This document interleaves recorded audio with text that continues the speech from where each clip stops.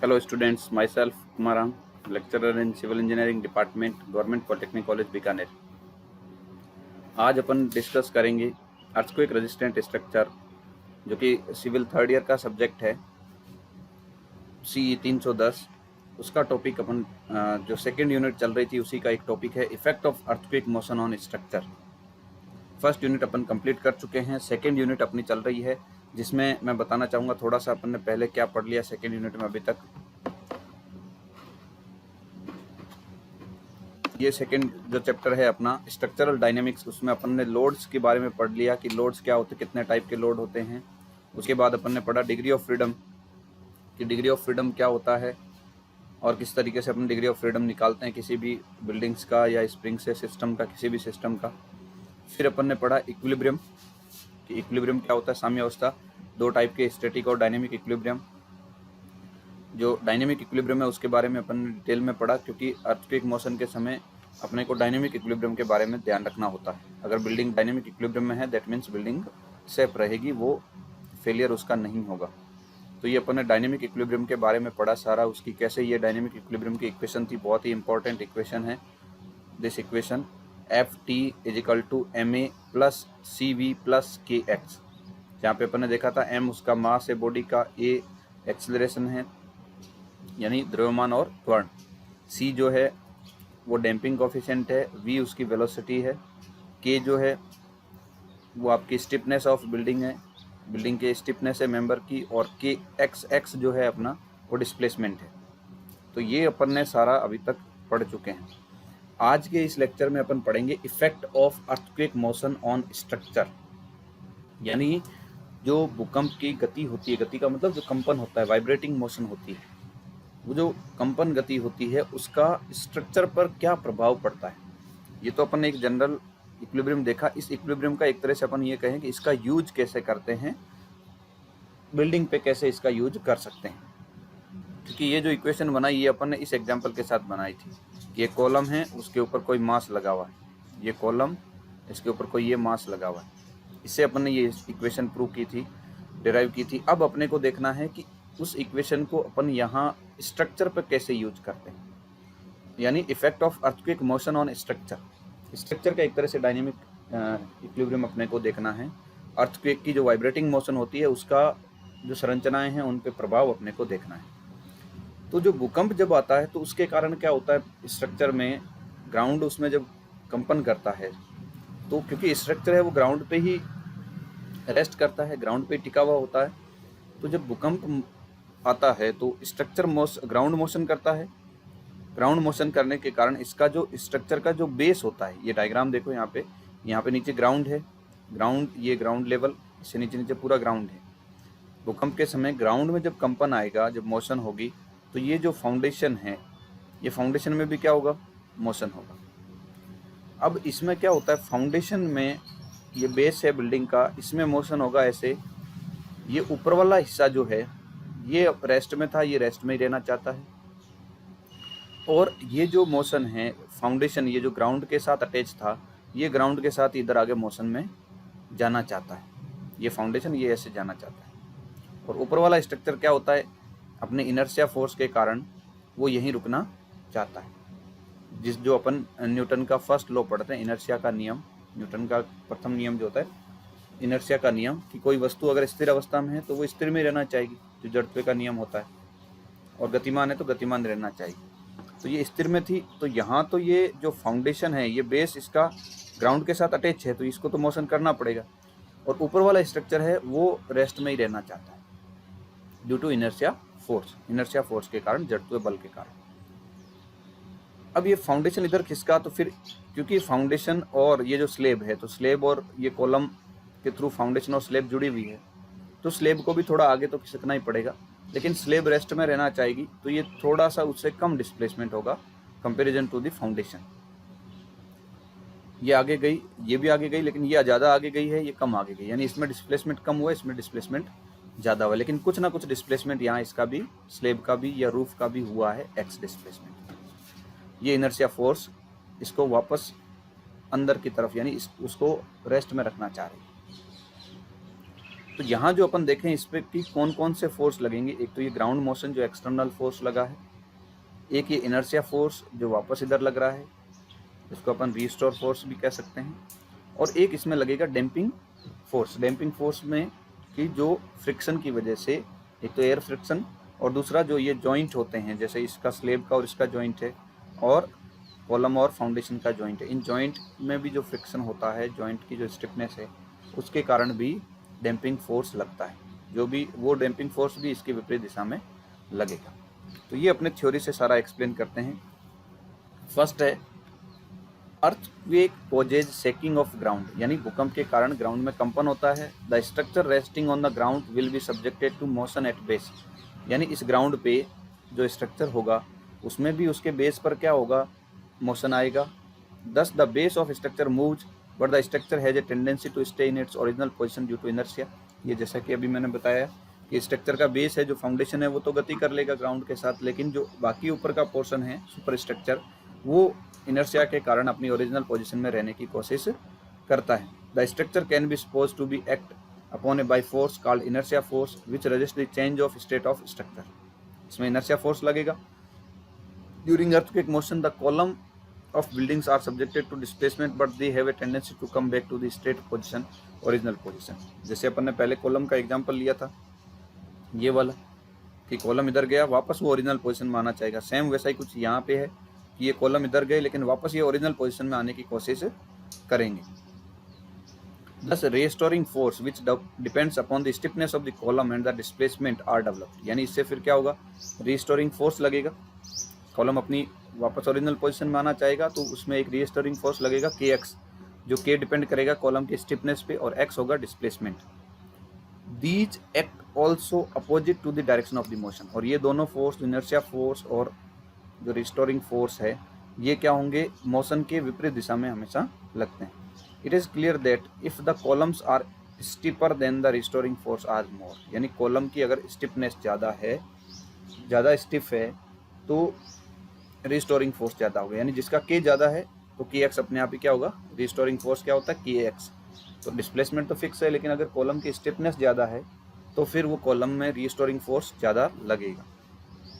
As already explained every structure possess some damping which depends upon its material, connection and component, यानी कुछ एक damping force भी लगता है जो डिपेंड करता है स्ट्रक्चर की कौन सा मटेरियल काम में लिया है, कैसे कनेक्शन है एंड कंपोनेंट किस टाइप के, यानी उनकी स्टिफनेस कैसी है, उनके जॉइंट्स में कैसा फ्रिक्शन है।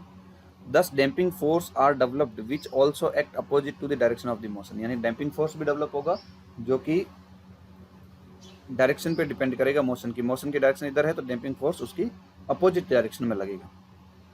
दस the summation of force acting on the building is Ft, यानी अपना जो ये समेशन है, वो इक्वेशन डायनेमिक इक्विलिब्रियम की equation Ft is equal to ma, जो कि इनर्शिया फोर्स है, ma क्या हो गया, इनर्शिया फोर्स, प्लस cv क्या हो गया, damping force, c damping coefficient है, v वेलोसिटी है, एंड kx, और kx क्या हो गया, रिस्टोरिंग फोर्स, जहाँ k स्टिफनेस है और x अपना डिस्प्लेसमेंट। यानी ये डैम्पिंग जो डायनेमिक इक्विलिब्रियम है उसकी इक्वेशन अपन यहाँ स्ट्रक्चर में काम में ले सकते हैं, जहाँ m मास ऑफ स्ट्रक्चर या मास ऑफ स्लेब, a जो है वो acceleration, c coefficient of damping, v velocity, k stiffness and x displacement, which is same as equation for dynamic equilibrium, equation of motion means dynamic equilibrium is applicable to building and earthquake motion also। यानी जो अपन ने एक किसी external force Ft के कारण ये जो equation पढ़ी थी, ये अपन अर्थक्वेक मोशन जो कि स्ट्रक्चर पे है उसके कारण भी अपन यूज कर सकते हैं, अर्थक्वेक मोशन में भी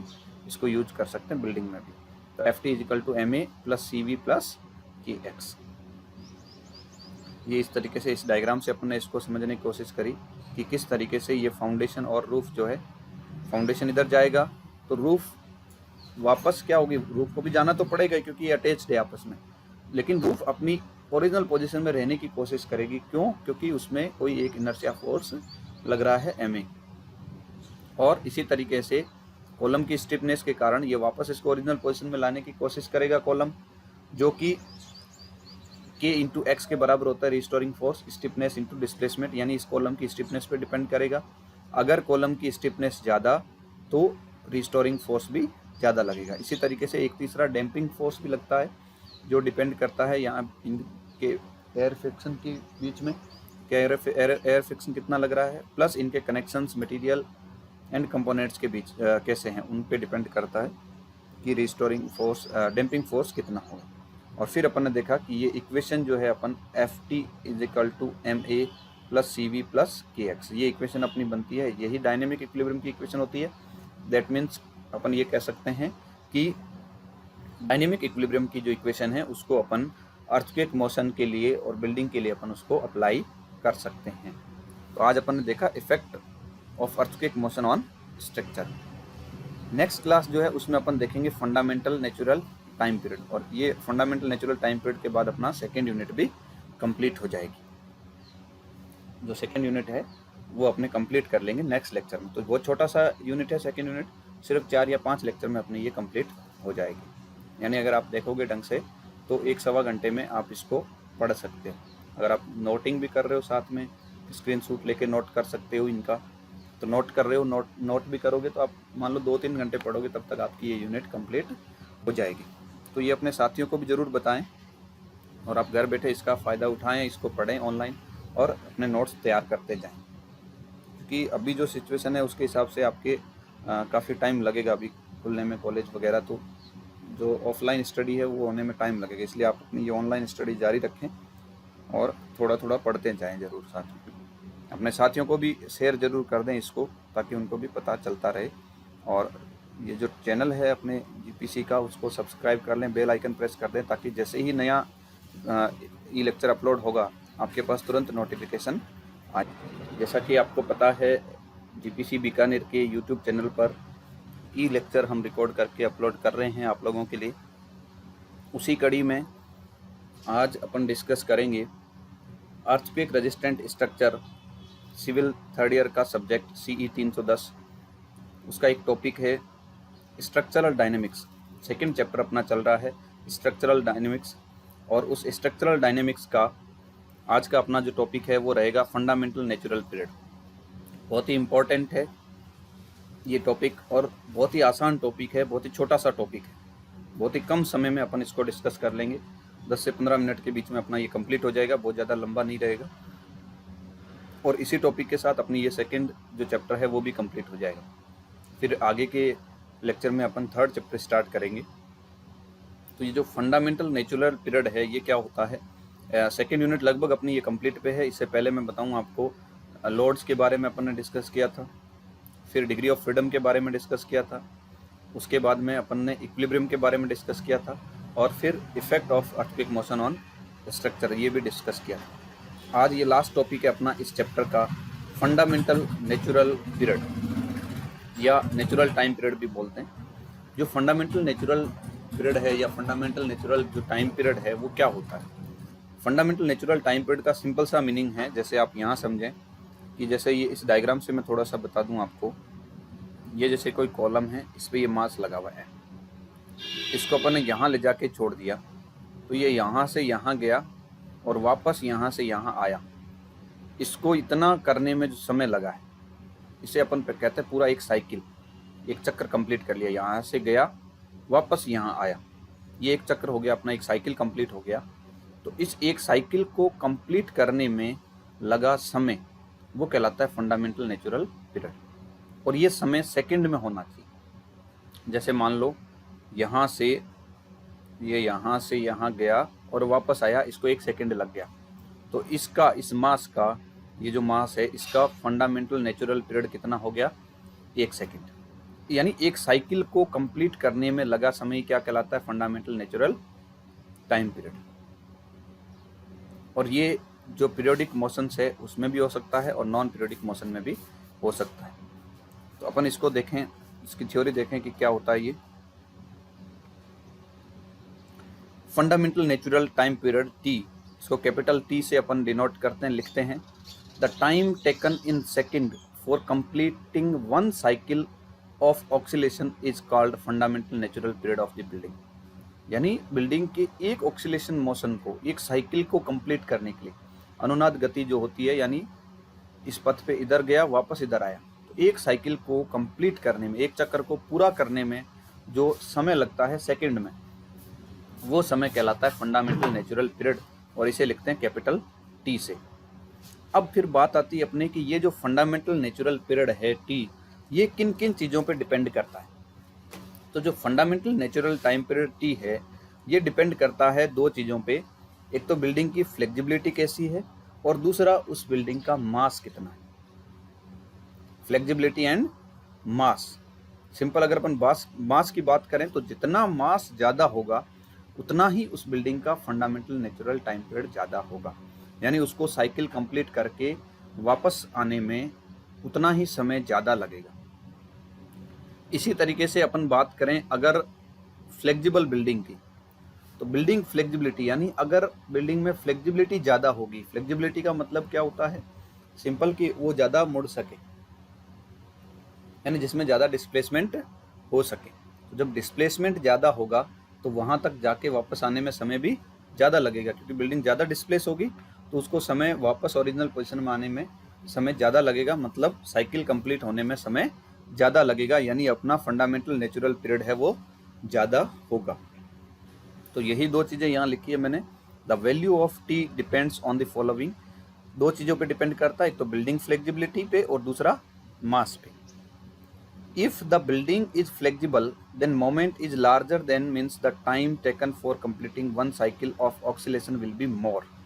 यानी अगर बिल्डिंग फ्लेक्सिबल है तो उसका जो मोमेंट है वो ज़्यादा होगा, उसका मूवमेंट ज़्यादा होगा, और मूवमेंट ज़्यादा होने के कारण उसमें साइकिल को कंप्लीट होने में भी समय ज़्यादा लगेगा। और जब साइकिल को कंप्लीट होने में समय ज़्यादा लग रहा है, जब साइकिल को कंप्लीट होने में समय ज़्यादा लग रहा है, that means fundamental natural period क्या हो गया, ज़्यादा हो गया। इसी तरीके से सेकंड थिंग जिस पे ये डिपेंड करती है T, fundamental time period depend करता है, वो होता है मास। यदि if the mass is more than longer is fundamental natural period T, यानी बिल्डिंग का मास ज़्यादा होगा तो उसका फंडामेंटल नेचुरल पीरियड भी ज़्यादा होगा। अब इस टी के आधार पे, on the basis of T building में भी क्लासिफाइड एज, इस टी के आधार पे बिल्डिंग को तीन प्रकार से बांटा गया है। यानी टाइम पीरियड के जो फंडामेंटल नेचुरल टाइम पीरियड जो अपना है टी, उस नेचुरल पीरियड के आधार पे बिल्डिंग को तीन भागों में बांटा गया है। तीन उसके क्लासिफिकेशंस किए गए हैं, एक रिजिड बिल्डिंग, दूसरा सेमी रिजिड और तीसरा फ्लेक्सिबल बिल्डिंग। अब रिजिड बिल्डिंग का मतलब क्या होगा, जिसकी फ्लेक्सिबिलिटी एकदम कम हो, जिसकी रिजिडिटी ज़्यादा है, फ्लेक्सिबिलिटी कम है। तो रिजिडिटी ज़्यादा होने से वो बिल्डिंग ज़्यादा, उसमें मूवमेंट नहीं होगा। मूवमेंट ज़्यादा नहीं होगा इसका मतलब उसका साइकिल कंप्लीट होने में समय भी बहुत कम लगेगा। वहीं बात करें अपन फ्लेक्सिबल बिल्डिंग की, तो फ्लेक्सिबिलिटी का जैसे अपन ऊपर बात की थी बिल्डिंग फ्लेक्सिबिलिटी, तो फ्लेक्सिबल अगर बिल्डिंग है, फ्लेक्सिबल है इसका मतलब उसमें डिस्प्लेसमेंट, उसमें मूवमेंट क्या होगा, ज़्यादा, और डिस्प्लेसमेंट या मूवमेंट ज़्यादा होगा तो साइकिल कंप्लीट होने में टाइम भी क्या लगेगा, ज़्यादा, यानी इसका फंडामेंटल नेचुरल पीरियड है वो ज़्यादा होगा। और सेमी रिजिड जो है वो, यानी उसमें कुछ फ्लेक्सिबिलिटी भी है, कुछ रिजिडिटी भी है, तो उसमें समय जो है वो रिजिड और फ्लेक्सिबल के बीच में कहीं लगेगा। तो यहाँ अपन बात करें पहले रिजिड बिल्डिंग। रिजिड बिल्डिंग का मतलब ऐसी बिल्डिंग जिसका फंडामेंटल जो नेचुरल टाइम पीरियड है या फंडामेंटल पीरियड जो है, वो जो नेचुरल पीरियड है वो 0.3 सेकेंड से कम होना चाहिए। अगर 0.3 सेकेंड से कम किसी बिल्डिंग का फंडामेंटल नेचुरल पीरियड है टी, तो अपन उसे कहेंगे रिजिड बिल्डिंग। यदि किसी बिल्डिंग का जो फंडामेंटल नेचुरल पीरियड है वो 0.3 से लेके 1 सेकेंड है, 0.3 से लेके 1 सेकेंड, वो कहलाएगी सेमी रिजिड।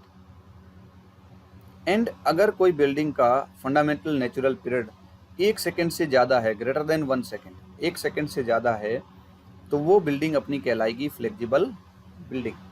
तो rigid building, semi rigid building and flexible building. Rigid building के लिए 0.3 सेकेंड से कम होना चाहिए टी, सेमी रिजिड के लिए टी जो है वो 0.3 से लेके 1 सेकेंड के बीच में होना चाहिए, और फ्लेक्सिबल बिल्डिंग के लिए 1 सेकेंड से ज़्यादा होना चाहिए,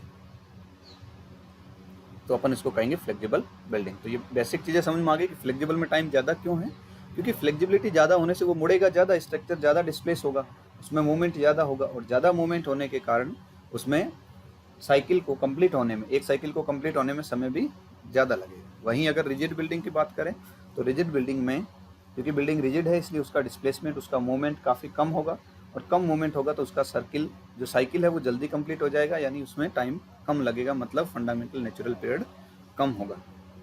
और सेमी रिजिड में इन दोनों के बीच का टाइम पीरियड है, देखो जहाँ रिजिड बिल्डिंग का खत्म है 0.3 सेकेंड, वहाँ से लेके और जहाँ फ्लेक्सिबल बिल्डिंग शुरू होती है 1 सेकेंड, उनके बीच में अपना सेमी रिजिड है। अब अपन थोड़ा सा इस डायग्राम को डिस्कस करें, जिसमें ये एक ग्राफ दिया गया है। इस ग्राफ में एक एक्सिस पे डिस्प्लेसमेंट है और इधर जो है दूसरे एक्सिस पे वो टाइम है।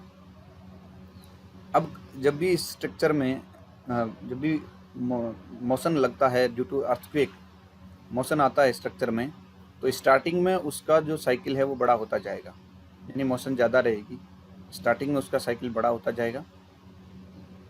देखो यहाँ से गया, इधर गया, वापस यहाँ आया, ये जो कंप्लीट होने में जो समय लगा है टी, ये टी कहलाएगा अपना natural fundamental period. Fundamental natural period जो है टी, ये क्या हो गया साइकिल, यानी यहाँ से ऑक्सीलेशन अगर स्टार्ट हुआ है तो वापस यहीं आने में जो समय लगा है वो टी। इसी तरीके से ये टी, यानी टाइम के साथ फंडामेंटल नेचुरल पीरियड है वो भी धीरे धीरे क्या होता जाएगा, साइकिल कंप्लीट होने में धीरे धीरे फंडामेंटल नेचुरल पीरियड भी कम होता जाएगा। ये सब टी है, ये इस साइकिल का टी है, ये इसका टी है, ये इसका टी, यानी एक साइकिल कंप्लीट होने में जो टाइम पीरियड लगता है वो फंडामेंटल नेचुरल पीरियड होता है। तो ये अपन ने देखा डिस्प्लेसमेंट जो है वो समय के साथ डिस्प्लेसमेंट क्या होता जाएगा, स्टार्टिंग में डिस्प्लेसमेंट ज़्यादा होगा, धीरे धीरे डिस्प्लेसमेंट कम होता जाएगा, ये अपन ने देखा। और ये अपना एक साइकिल जो था वो साइकिल कंप्लीट होने में जो समय लगता है वही अपना फंडामेंटल नेचुरल पीरियड कहलाता है। साइकिल कौन सा है, यहाँ से यहाँ जाना और वापस यहाँ आना, ये साइकिल है, खाली एक तरफ जाना नहीं है, यहाँ से गया वापस लौट के इस जगह पे आ गया, तो ये एक साइकिल कंप्लीट हुआ है। इसमें जो समय लगा है वो अपना फंडामेंटल नेचुरल पीरियड है। तो ये अपना सेकेंड यूनिट यहाँ पे कंप्लीट हो गई है। नेक्स्ट लेक्चर में अपन जो है इसकी थर्ड यूनिट शुरू करेंगे, behaviour of masonry construction during earthquake. ये थर्ड यूनिट अपन नेक्स्ट लेक्चर में कवर करेंगे। तो अभी मैं इसमें दिखा दूं सेकेंड यूनिट में अपन ने क्या पढ़ा था, ताकि जिन्होंने पहले नहीं देखा है वो वीडियो देख लें। ये load, degree of freedom, equilibrium, effect of earthquake motion on structure and fundamental natural time period, ये 5 टॉपिक थे जिनको अपन ने अलग अलग लेक्चर बना के इनको 5 को किया है, ताकि अगर कोई एक सिंपल जिसको डिग्री ऑफ फ्रीडम ही पढ़ना है वापस, तो वापस पढ़ने में भी उसके दिक्कत नहीं आए, उसको सीधा डिग्री ऑफ फ्रीडम वाला लेक्चर खोलना है और उसको पढ़ लेना है। किसी को इक्विलिब्रियम समझना है तो वो इक्विलिब्रियम वाला लेक्चर खोलेगा और इक्विलिब्रियम वहाँ से पढ़ लेगा। इसी तरीके से किसी को फंडामेंटल नेचुरल टाइम पीरियड देखना है सिर्फ, बाकी चीज़ें उसके 4 क्लियर हो गई, तो एक चीज़ के लिए वो 1 घंटा क्यों देखें, तो उसको सिर्फ 10 या 15 मिनट का देखना जिसमें उसका पर्टिकुलर वही टॉपिक क्लियर हो जाएगा। इसीलिए मैं आपके ये जो वीडियो है, जो लेक्चर है, छोटे छोटे बना रहा हूँ 10 या 15 मिनट का, ताकि आप इजीली पहले भी पढ़ लो, बाद में जब आपको वापस पढ़ना हो कभी एग्जाम के समय में या कभी भी बीच में टेस्ट वगैरह में या कभी भी आपको पढ़ना हो, तो आपको पूरा न देखना पड़े यूनिट, सिर्फ आपको एक 10 या 15 या 20 मिनट का मैक्सिमम, बस इतना ही आपको एक लेक्चर देखना पड़े, जिससे कि आपके पर्टिकुलर वही टॉपिक जो आपको नहीं आ रहा है वही आप क्लियर कर सको। सारे टॉपिक आपको जीपीसी बीकानेर की प्ले लिस्ट, यूट्यूब जो चैनल है उसमें जाके वहाँ प्ले लिस्ट में अगर आप देखोगे, प्ले लिस्ट में सेलेक्ट करोगे CE 310, तो CE 310 में ये सारे लेक्चर आपको 1 बाय 1 मिल जाएंगे। फर्स्ट चैप्टर में भी लगभग 11 या 12 लेक्चर है, सेकेंड चैप्टर में ये 5 लेक्चर है, हर फर्स्ट चैप्टर में भी मैंने ऐसे लेक्चर बनाए हैं, एक एक टॉपिक का एक लेक्चर है, ताकि आप पर्टिकुलर वही टॉपिक पढ़ लो जो जिसकी आपको ज़रूरत है। और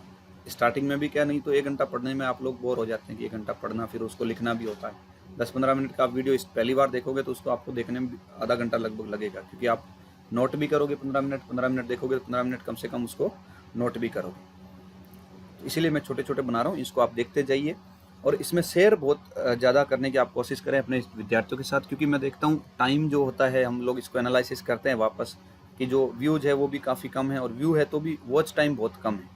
जैसे 20 व्यू है, 15 मिनट का है, इसका मतलब अगर पूरा देखते हो तो 300 मिनट देखना चाहिए, जबकि उसका व्यू जो है वो मुश्किल से 30-40 मिनट आता है।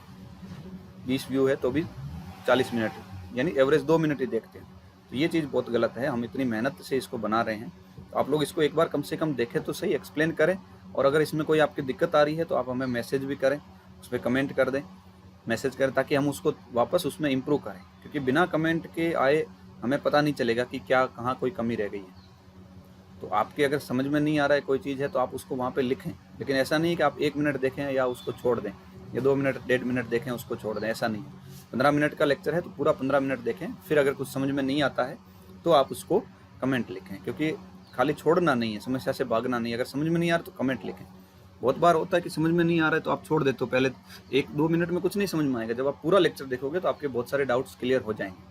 अगर फिर भी कोई क्लियर नहीं होता है तो आप कमेंट बॉक्स में जाके कमेंट कर दीजिए, ताकि हमें पता चल जाएगा कि कहाँ कोई कमी रह गई है, तो हम उसको इम्प्रूव करेंगे। या कोई और ज़्यादा डीप में एक्सप्लेन आप चाहते हो तो वो भी हम नया उसका वीडियो बना के डीप में एक्सप्लेन कर सकते हैं।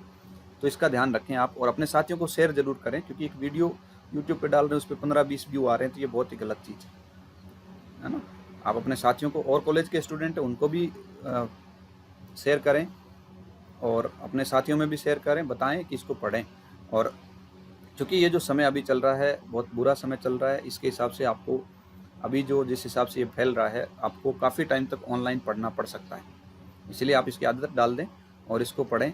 हो सकता है आपको कि स्टार्टिंग में जैसे अभी का है नया सत्र सितंबर से शुरू करना है, तो आपके हो सकता है सितंबर अक्टूबर तक आपको ऑनलाइन पढ़ना पड़ जाए, और कुछ कह नहीं सकते इसका, नवंबर दिसंबर तक भी ऑनलाइन पढ़ना पड़ सकता है। तो आप इसका आदत डालें और इसको पढ़ें, अपने साथियों को भी बताएं। Thank you very much. मिलते हैं नेक्स्ट लेक्चर जो अपन शुरू करेंगे उसके लेक्चर में, जो नया चैप्टर अपन शुरू करेंगे उसमें। तो नया चैप्टर जो है वो अपना रहेगा 3rd चैप्टर, और वो अपन जल्दी शुरू करेंगे। तो तब तक के लिए देखते रहिए और अपने साथियों को भी इसको बताते रहिए। धन्यवाद।